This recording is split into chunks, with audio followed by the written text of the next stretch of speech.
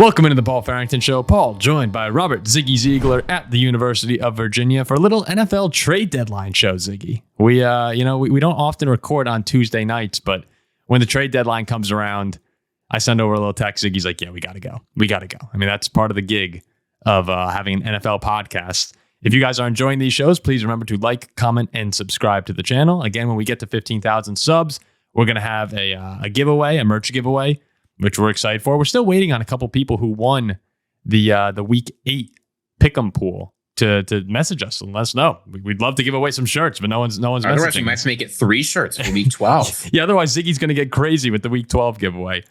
So we're excited to get to 15,000 subs. We appreciate everyone who's been listening. You can always become a member by going to our channel homepage and selecting join to become a member of our show. And if you can't listen on YouTube, you can always listen on Spotify, Apple Podcasts, wherever you get your podcasts. And check out our other social media, Twitter, Instagram, TikTok. We're all over the place, posting reels, posting clips, having fun.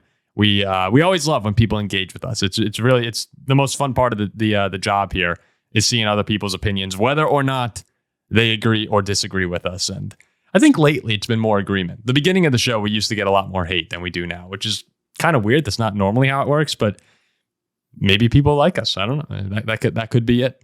I'll take it.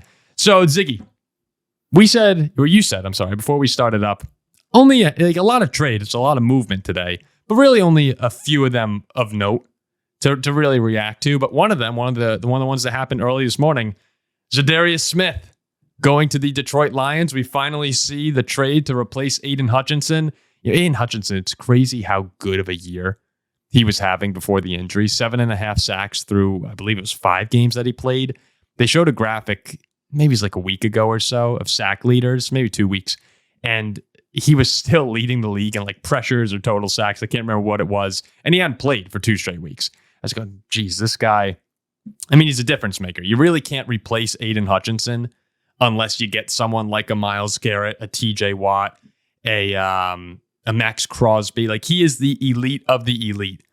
But as far as trying to replace him goes, Za'Darius Smith was a pretty good option.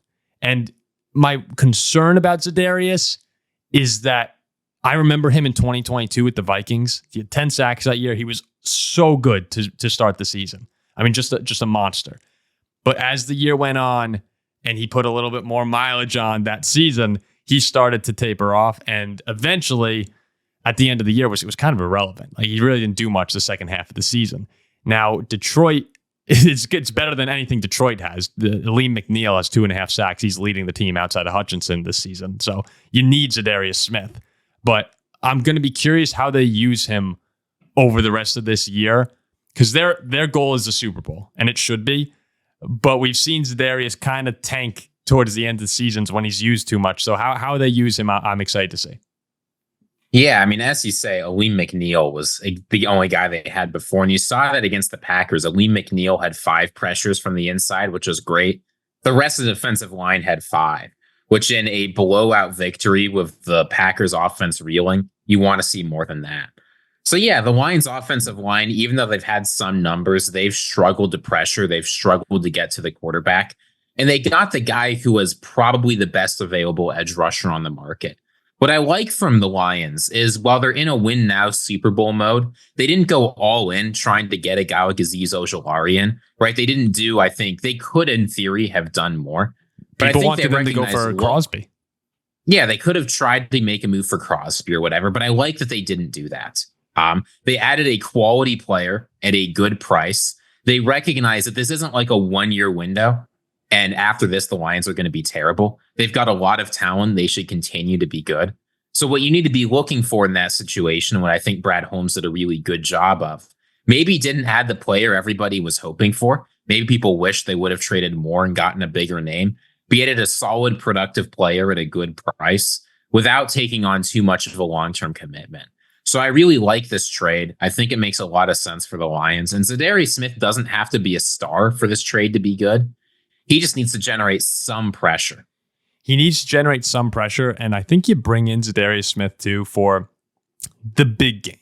That's when you want him, because Za'Darius Smith at his best is still very, very good. And you're not going to get that during the whole season.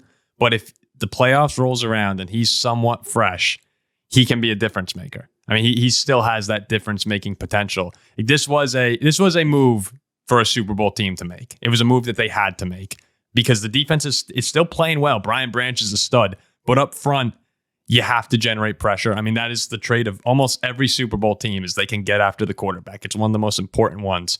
And I think all Lions fans are happy about this trade today. They're only giving up a 5th this year and a 2026 7th. They're swapping 2026 7ths. So you're not giving up too much for a guy who potentially, I mean, we could be talking in January about Za'Darius Smith having a massive game to send the Lions to the NFC Conference Championship. That wouldn't surprise me at all. As far as Max Crosby and those guys go, I think, our good friend Tom Monroe was talking about it, and he said he saw some hypothetical trades where it was like 3 first-round picks or 2 firsts and 2 seconds for Max Crosby, and the thought of Max Crosby lining up next to Aiden Hutchinson next year is nightmare fuel for anyone in the NFC North. But when you're talking about that much compensation, it gets to the point where it's a little ridiculous. The ask is ridiculous. And you're dealing with the Raiders, so anything's going to be ridiculous in that situation. I think overall Lions fans may have wanted someone a little bigger, maybe a little younger, who they could keep around longer. But Za'Darius Smith is I'm thinking about when the Bills, I know Vaughn was better than Za'Darius is right now, but when they went and got Von Miller a few years ago, you're hoping for that Von Miller moment. And he's been banged up, unfortunately, but that's what you're looking for with Za'Darius Smith. So I like it. I think overall it's a good trade for the Lions. And unfortunately, it's a good trade for the Lions. Okay. Yeah, I don't want to look too far ahead, but going into this offseason, the Lions about $65 million in cap space, and there's more. So some of those names that got thrown out, one name I saw a whole bunch was Azeez Ojulari out of the Giants. He'll be a free agent next year, probably. I can't really see him getting franchise tags. So there's still plenty of opportunity to add talent into the future. You don't want to hemorrhage a bunch of draft picks in order to add Max Crosby, even though, as you say, he's one of the best players in the NFL. Just the smart, disciplined GMing that has taken this Lions team that's been a perennial loser and turned them into a team with one of the best rosters in the NFL. That's the kind of approach you want. And it's good that they didn't get infatuated with success and give up too much chasing after a dream. Well, and you can argue, too, that Brad Holmes is the star of this team. As far as, Patrick Mahomes is there and Andy Reid are stars of the Chiefs. You have Kyle Shanahan in San Francisco. As far as GMs being stars go, Brad Holmes is one of those guys, and he seemingly makes the right decision time and time again. Now, any Lions fan listening, the thought of matching up Max Crosby and Hutchinson and just in general adding a freak like Max Crosby is so alluring. I know I would have probably bit the bullet. And that's why I'm not. I'm not sure that was even an option. No, it probably wasn't. It probably wasn't. I'm just playing the hypothetical game here. Yeah. It's so fun to dream about those situations, but the smart move, the move that keeps you more competitive long term while maximizing your chances this year as well, was probably Za'Darius Smith. So I think they made the right decision. That's why I am not an NFL GM. And you would have a chance, but that's why Brad Holmes is. So another big trade. I actually think this was my favorite trade of the day to see go down. It was the most shocking for sure. Yes. It was the Commanders trading for Marshon Lattimore. So the Commanders get Lattimore and a 2025 5th. They give up a 2025 third, 2025 fourth, and the 2025 6th. So some big time draft pieces, big draft capital going over to the Saints for Marshon Lattimore, who's 28 years old, dealing with a bit of a hamstring injury, but when he's healthy and he's playing, when he's around, has been one of the best cornerbacks in the league since he's come in. And for Washington, they actually see New Orleans in Week 15. So I'm excited to see that. Hopefully Marshon's playing at that point again, and you can see that rematch. He is not a guy to shy away from telling people how he feels. Just look at his interactions with Mike Evans. They're really funny. This was an aggressive. Could be big in a potential wild card game. Yeah, 100%. And look at the NFC. Yeah, right. I know. He just owns the Buccaneers. Evans could come back. Yeah, you're right. Washington, for me, this is a win now move for Washington. This is a move that shows confidence. That shows, hey, we're 7-2 right now. We haven't won 10 games. We've won 10 games 3 times in a season since 1992. You can't take these opportunities for granted. You're leading the NFC East. The NFC East has Malik Neighbors now. CeeDee Lamb, Devontae Smith, AJ Brown. There are top tier receivers. We want to win this division. We have a lot of those games coming up. We need a shutdown cornerback. The Commanders can feel a little weakness, I think, in the NFC right now. The Lions are there. They're very good. But there's vulnerability in this conference. And just because Jayden Daniels is a rookie, by no means should that dissuade anyone from going for it. And I love the Commanders, who have been so bad for so long, saying, you know what? Screw it. Let's go get a guy and see what we can do with this season. Because they don't always come around like this. It's hard. Dan Campbell crying at the NFC Championship game last season. It's hard to get back. And sometimes all it takes is like a magical year. And then next thing you know, you lose it. So I love that the Commanders are going out there and being aggressive. And if Marshon Lattimore is able to get back to the Marshon Lattimore that he's been most of his career, this is a game-changing move. Yeah, and I think it's easy to forget, too. Just because you start 7-2 doesn't guarantee you anything. Yep. The last time the Commanders started 7-2 was almost 30 years ago, and they missed the playoffs. So I think it makes sense to add talent here, and especially in the NFC East, where this is a division where you really have number one receivers you need to shut down. Yep. AJ Brown, CeeDee Lamb.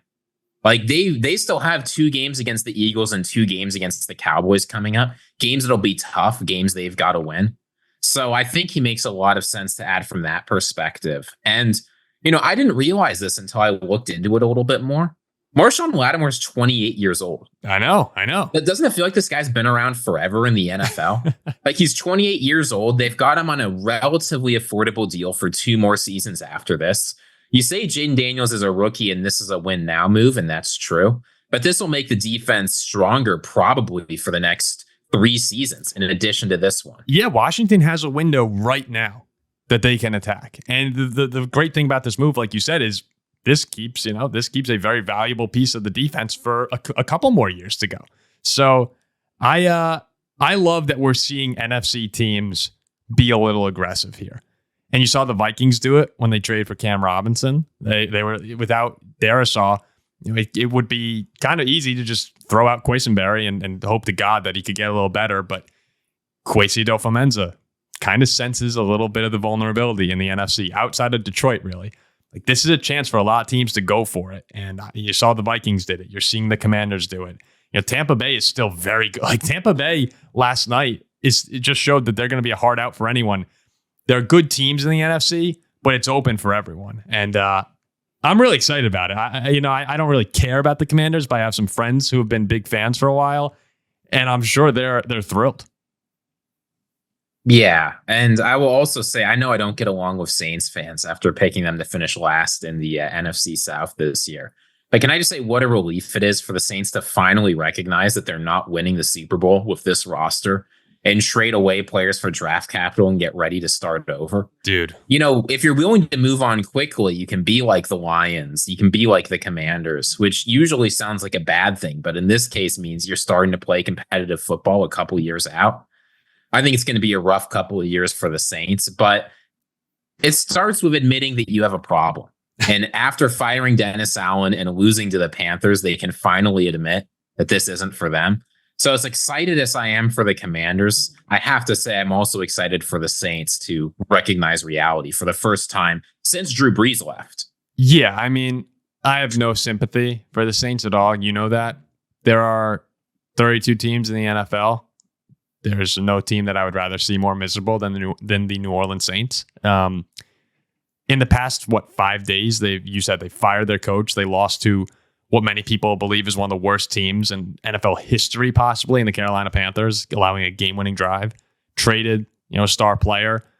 Michael Thomas is tweeting out against Derek Carr, and I like Derek Carr. This is nothing against current Saints, by the way.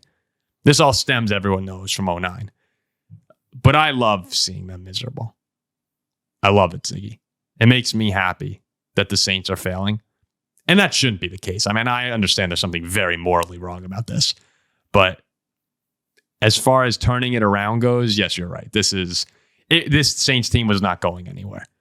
I saw Derek Carr became the first quarterback ever, I believe, to lose to 31 teams in the NFL. I believe that stat's correct. So if he loses to the Raiders, it would be 32. It's been tough for a little while now for the Saints. And after the 2-0 start they had, we came on and did a contender pretender show. And do you remember I called them contenders during that show? Came back the next day and said, who am I kidding? Like, this team is a pretender. And I did not see this coming. Have they won a game since that show? No, they're 0-7. I did not see this coming. I thought it would get worse. I thought they'd regress. They were 2-0 last year as well. But this is just the Panthers. You can't lose to the Panthers. Not when Derek Carr's playing. If Spencer Rattler's playing, I get it. But, dude, not good. And this is the Bryce Young Panthers, by the way. Yeah, not good. Not good in New Orleans. Yeah. But, New Orleans is fun. I will say, I've had a good time when I went down there.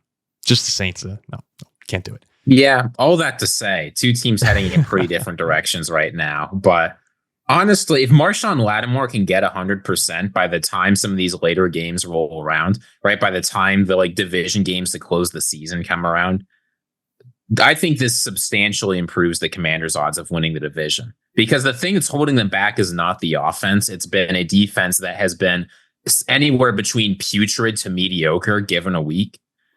This is the kind of move that can bring stability, that can bring in a guy who can shut off half the field on his own when he's fully healthy.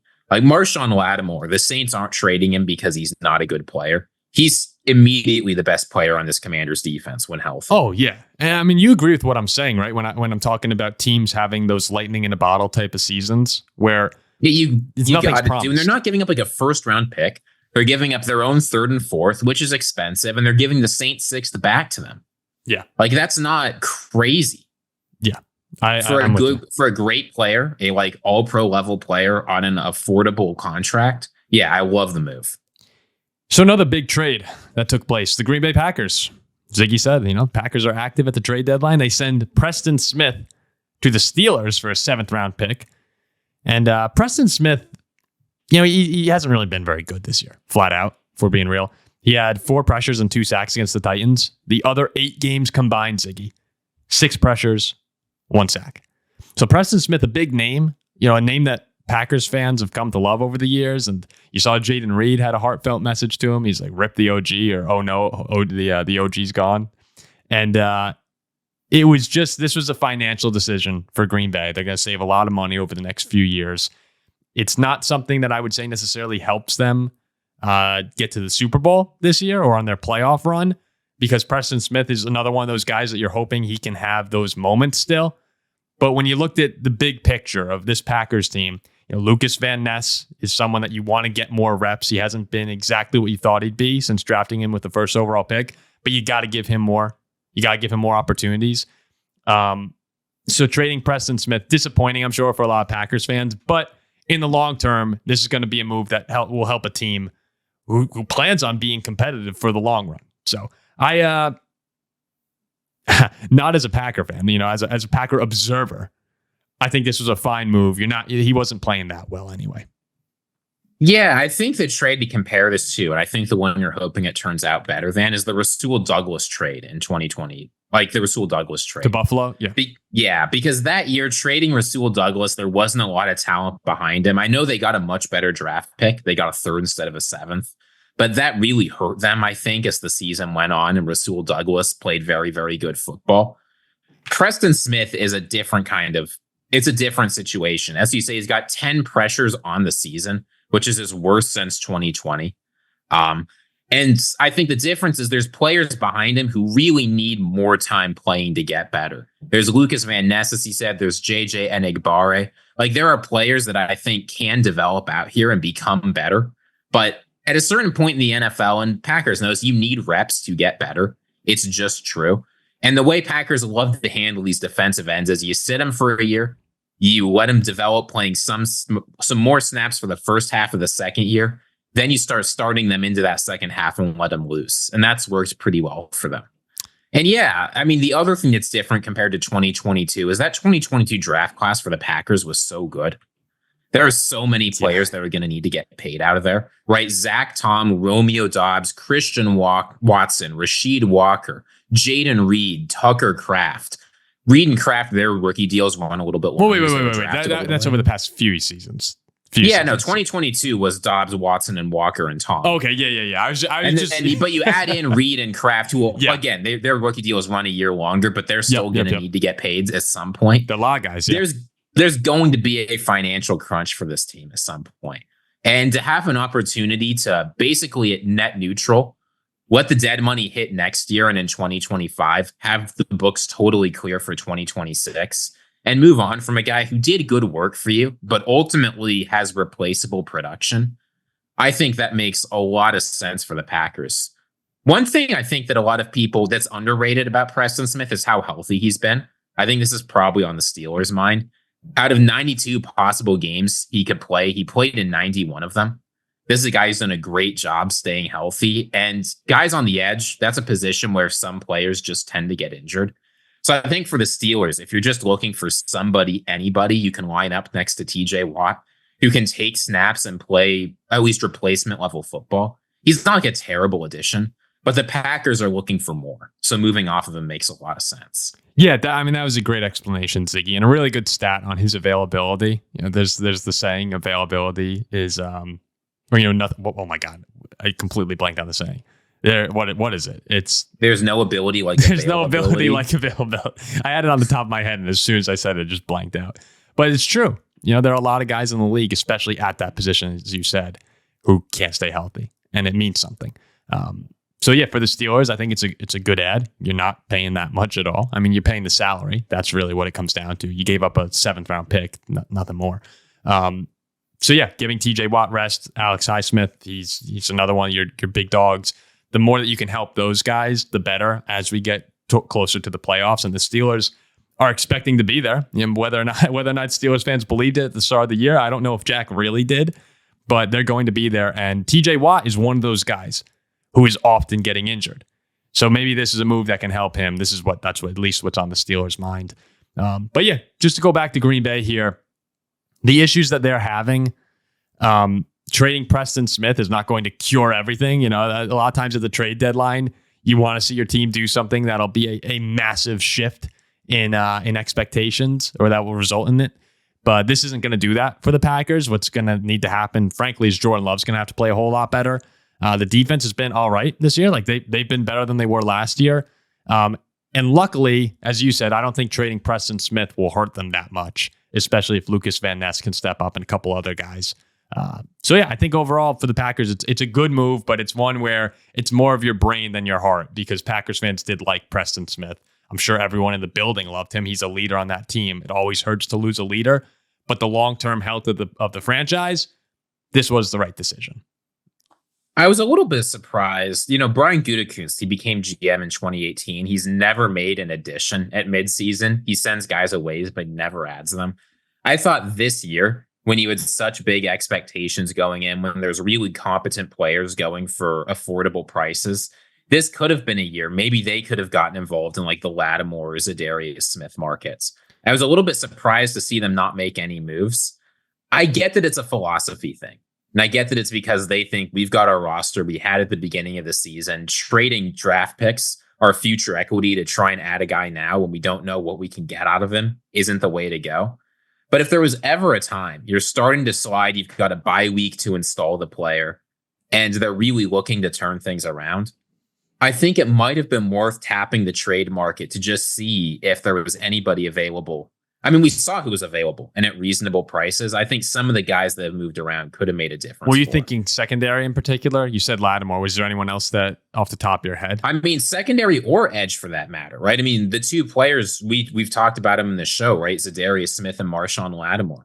Are you telling me that Packers don't want somebody who's productive on the defensive line, or a cornerback who, with Jair out every other game and everyone behind him being inconsistent, they can try and bring back like Jair Rasul Douglas days? Yeah, inconsistent, hurt, like things aren't going right for this Packers defense, and still Hafley's getting production. I don't know. I feel like they could have done more here. 100%. You're right. But that is sort of how the Packers operate most of the time. And maybe they're looking at the situation saying, we don't want to go after Marshon Lattimore. Like, we don't want to give up those picks. We think if Jair gets healthy, they believe in him. And Evan Williams has been really good. Like, for the Packers, I think it's more about their team getting healthy right now than they necessarily needed to add. Like, the Vikings needed to add Cam Robinson, or it was going to be a disaster.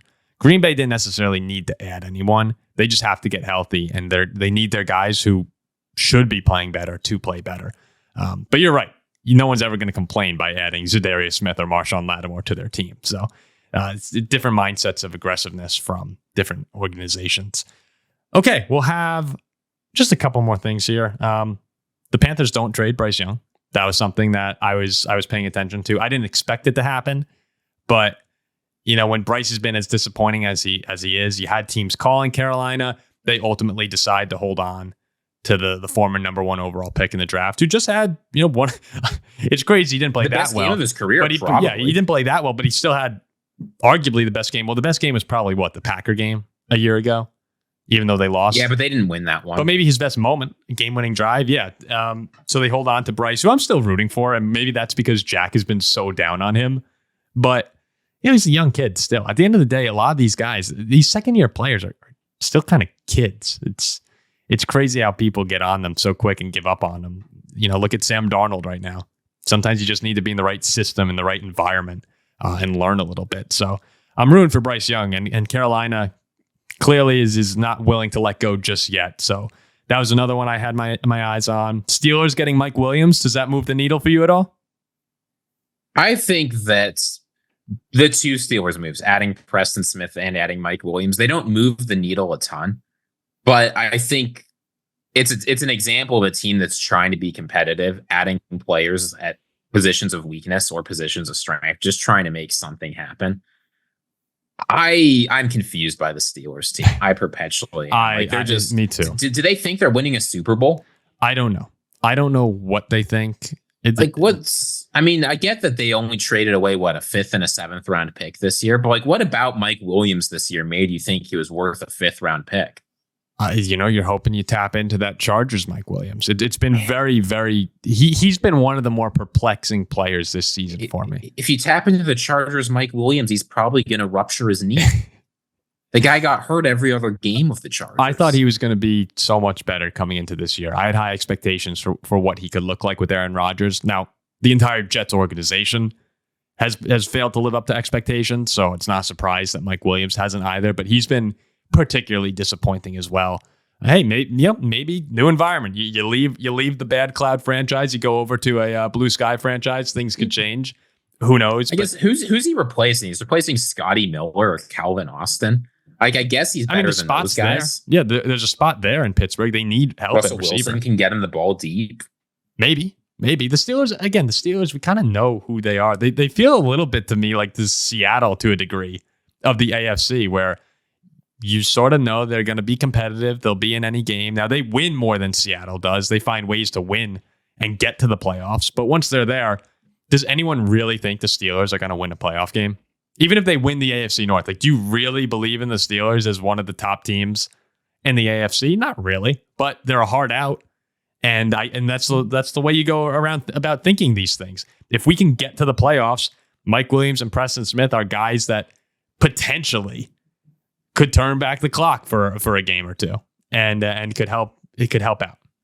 Yeah, I like it a lot more than the Leonard Williams trade last year that I lambasted the Seahawks for, where they traded a 2nd and a 5th to add him. Oh, there was no chance of them doing anything. There were no trades. The Steelers are trading affordable picks. No, there were no trades this year where desperate teams gave up way too much.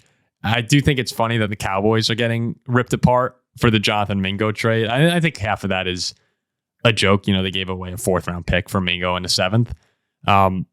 But there's really not much off of Jonathan Mingo's career that validates a 4th round pick being traded for him. He has 100. I think I'm reading this correctly. 121 yards this year. Yeah, and that's coming off of the foot injury of last year. No, I think the trade is baffling. But that's the thing, is in this case, the baffling trade, the worst case is the Cowboys lose a 4th rounder for nothing. It's not exciting.